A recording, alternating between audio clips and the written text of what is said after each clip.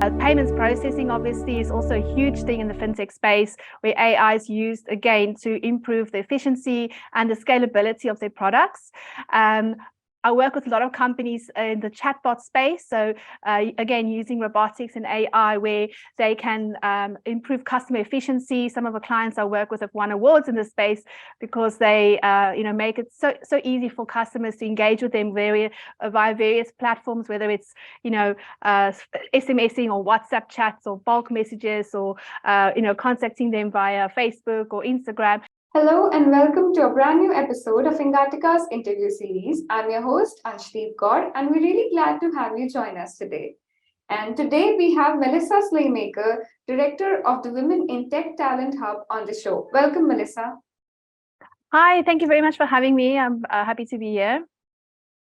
The Engatica interview series is a powerhouse of insights from industry experts and influencers from around the world, a platform that provides latest news on AI, automation, and technologies that will help you grow your business.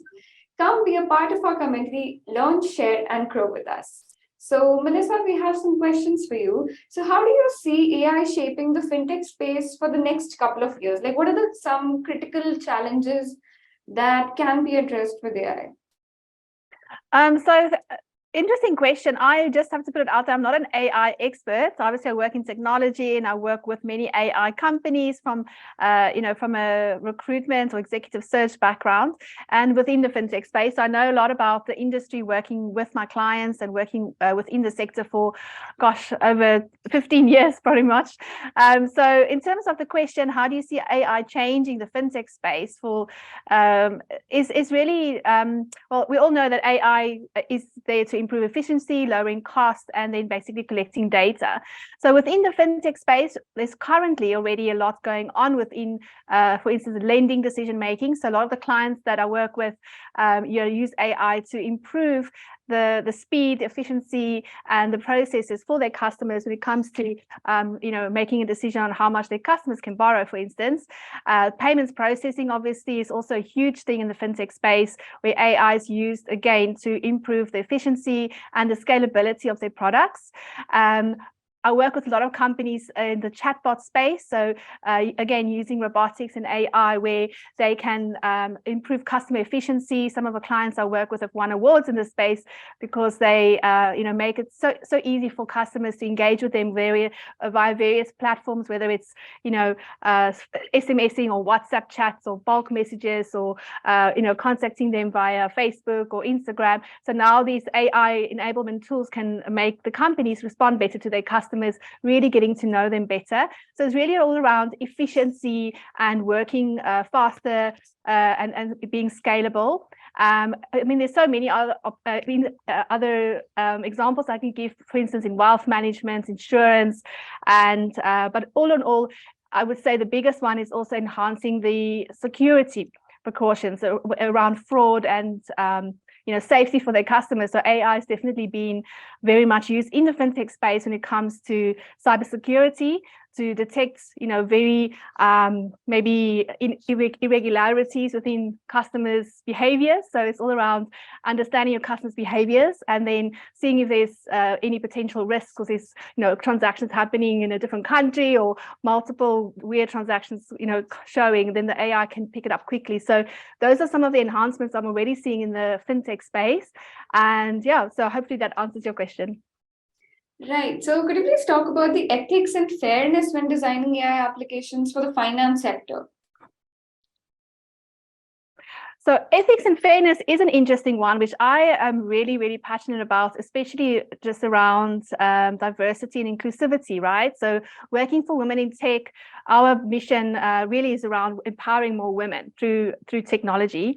But AI, the future of our AI is being basically developed right now through the machine learning and through the data that's being collected and input into the bots right now is really maybe a bit biased, if I must say so. Like, there's a lot of proof and research that's been done around this. There's one program in particular currently on Netflix. It's called Coded Bias, and it shows some of the actual real life problems being caused by unbiased algorithms maybe being used in AI so that, someone with a non-white male face was not recognized when they're inputting data, which is potentially, really a huge problem for our future generations. So when it comes to ethics and fairness, there's many dangerous, I would say, applications. If you look at military applications, climate change, even politics. So, lots of us know about the social media implications around voting. So AI being used in social media where it can actually, change potential, people's votes that are maybe on the fence or in business. So the dangers are there for it. We all have to be aware of, look, if we don't look at ethics in AI, these are examples of where things can go terribly wrong, and you need to safeguard against that. So when you're looking at how do we do that, I think companies need to always look at making sure that whoever is in charge of the AI product development and design, whether it's the CTO, CIO, or the product team itself, needs to be diverse in terms of that. We need to get more women in these posts. We need to get more people from different backgrounds.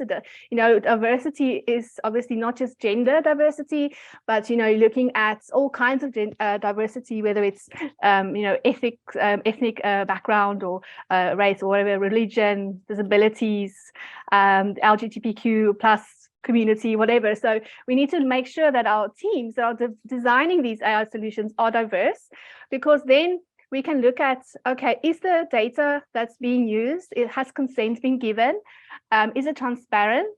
Are the algorithms being used biased or unbiased? And is it fair? Is this ethical fairness when designing these solutions? And I think sometimes companies need to look at their actual teams, like who's owning this data, who's owning these products, and are these teams actually being influenced in a diverse, ethical way, to kind of make sure that the policies and everything that they put in from the top down is done fairly and with that in mind.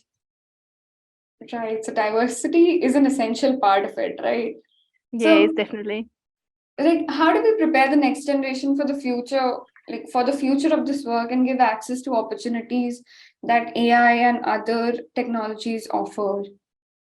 So as many of you know, obviously we're currently experiencing 4IR, Fourth Industrial Revolution. So the working world right now looks way different than what the working world did maybe 10 years ago. There weren't any data science jobs a few years back, there weren't any robotics jobs or data analysts, or maybe, these are all new jobs that really are now in the working world becoming more and more needed. And there's a big skills gap when it comes to what companies are looking for in terms of employing. So what are we teaching our kids at school, for instance, and what subjects they choose, and what universities or courses they decide to go for.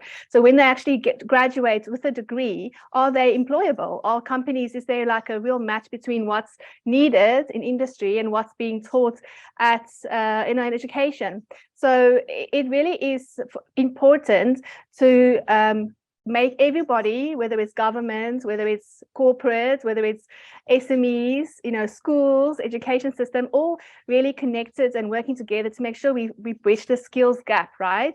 And the good news is, for anyone that's interested in AI or interested in becoming part of this fourth industrial revolution and making sure that they have a job when they graduate, is that you can upskill yourself at any time. There's so many free opportunities and courses. I can name a few that you can just Google online. YouTube is a great way of learning as well. But anyone that's interested in AI, and even if you're currently working and you want to change career, really anyone that wants to learn, it's so important to immerse yourself in that space. I mentioned obviously YouTube, but obviously there's companies like Udemy is quite a good one. There's Udacity. Microsoft has its own beginners AI course, which is completely free, and you get a certificate at the end. Google Analytics, obviously with Google Fundamentals, is free. We've got Explore AI, which we work with in South Africa. They also provide courses that are accredited for AI, data engineering, data scientists, for one-year courses that we partner with, that we want to get more unemployed people employable by putting them through these courses. There's deeper learning AI. Even Stanford University has got free. These are all things that are free, right? So that we can either sponsor you, or it's literally already free that you can go and teach yourself AI. But I think the best way probably is just to immerse yourself in AI by joining clubs and networks, going to events, and just really learning about AI, so that even if you're studying at school, even if you're maybe unemployed or working, but you want to kind of maybe try something new, there's no harm in learning more, right? So I would just encourage anyone that is interested in these opportunities. There are so many job opportunities, and the good news is with most of the opportunities are that you can work remotely, so that you can work from anywhere in the world and get paid in nice currencies. So I mean, there really is there's a saying by Mahatma Gandhi that says, live as you were to die tomorrow, but learn as if you were to live forever. So I just want to leave you with that. So always keep learning, even if you think you're old, but always keep learning, because there's so many free learning opportunities out there. And like with Women in Tech, we also have free courses for upskilling. We are launching our Women in Tech Academy next year, so watch this space. And we also partnered with EBU University, currently doing courses at a hugely discounted rates in Luxembourg. So I mean, there's so many opportunities. So if you want to find out more about the Women in Tech courses, then you can go to our website, which is women-in-tech.org. And just go through all of the programs and courses that we have on our website. That's great. Really informative. So are there any other sound bits you'd like to share with our audience? Any others? Sound bits. Oh, okay. So, well, basically, just with the Women in Tech, we are a non-for-profit organization.